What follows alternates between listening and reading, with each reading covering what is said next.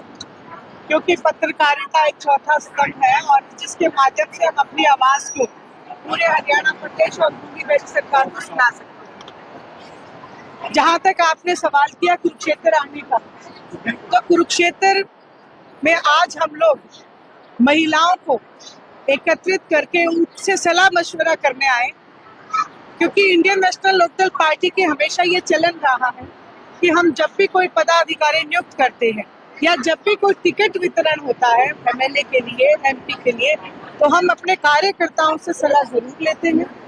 उसी सिलसिले में पहले हमने जिला वाइज महिला कैडर को सजग किया और अब हम हल्के के लिए महिलाओं के नाम लेने, उनसे सलाह करने आए।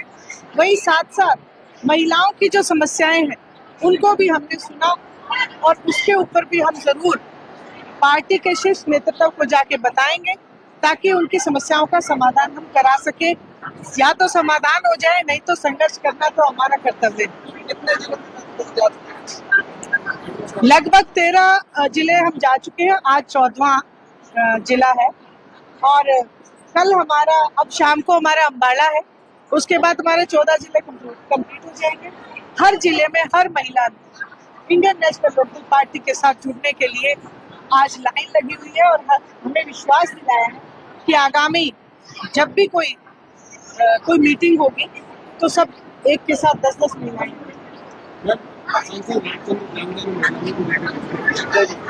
बहुत ही असंवेदनशील इंसान है, मैं यही कहूँगी, और जिस पद पे वो बैठे हैं उस पद की गरिमा का उन्हें बिल्कुल भी ख्याल नहीं है, क्योंकि एक संवैधानिक पद के ऊपर बैठ के जो उन्होंने पहलगांव में जो मेरी बहनें जिनका सुहाग वो लुटा बैठी, उनके ऊपर उन्होंने कहा कि वीरांगनाओं जैसी उनमें कोई बात नहीं नजर आई।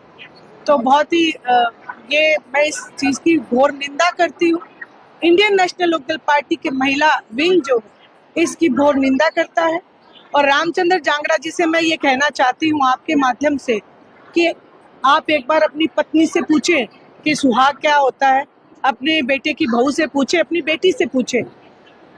और उनसे एक चीज और कहूंगी कि या तो वो अपने पद से इस्तीफा दे या फिर सार्वजनिक रूप से मेरी बहनों से जो वहां पे जो वीरांगनाएं हैं उनसे पैर पकड़ के माफी मांगे, नहीं तो इंडियन नेशनल लोकदल पार्टी की महिला विंग उनके घर पे जाके भी प्रदर्शन करेगी। भाजपा बेटी बचाओ बेटी पढ़ाओ का नारा देती है, लेकिन भाजपा नेताओं की बहुत सारी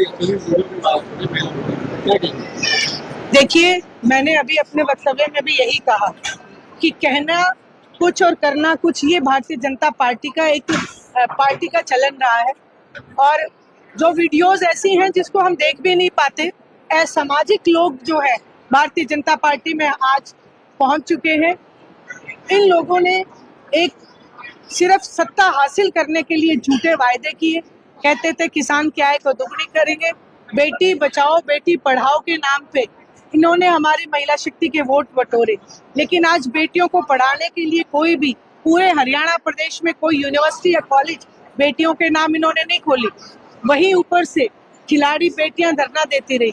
महिला कोच जो आपके ही पेवा के एक खेल मंत्री के खिलाफ निरंतर संघर्ष करती रही और उस समय के मुख्यमंत्री कहते रहे कि इस्तीफा नहीं होगा। भारतीय जनता पार्टी असामाजिक लोगों को संरक्षण देती है, महिला शक्ति को हमेशा महिलाओं की आत्मा पे आघात लगाने का काम करती है। देखिए, बिल्कुल मैंने ये बात कही थी, उसका कारण है क्योंकि मैं जब फील्ड पर निकलती हूँ तो हर एक आज हरियाणवी जो है, जो वोटर है, वो एक ही बात कहते हैं कि हमने भारतीय जनता पार्टी से पीछा छुड़ाना था, लेकिन कांग्रेस पार्टी के नेताओं की बदौलत आज बीजेपी वापस सत्ता में है, इसलिए लोगों में रोष है। और वो मुझे ये बात भी कहते हैं कि एक बार फील्ड में आने दो, तब हम इस धोखे का बदला जरूर बताएंगे। इसलिए मैंने ये बात कही।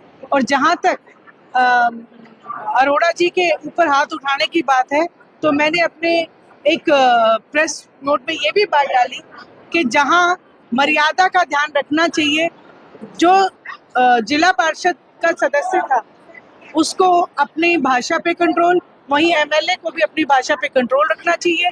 ये असंवैधानिक चीजें हैं, हाउस में ऐसी मारपीट शोभा नहीं।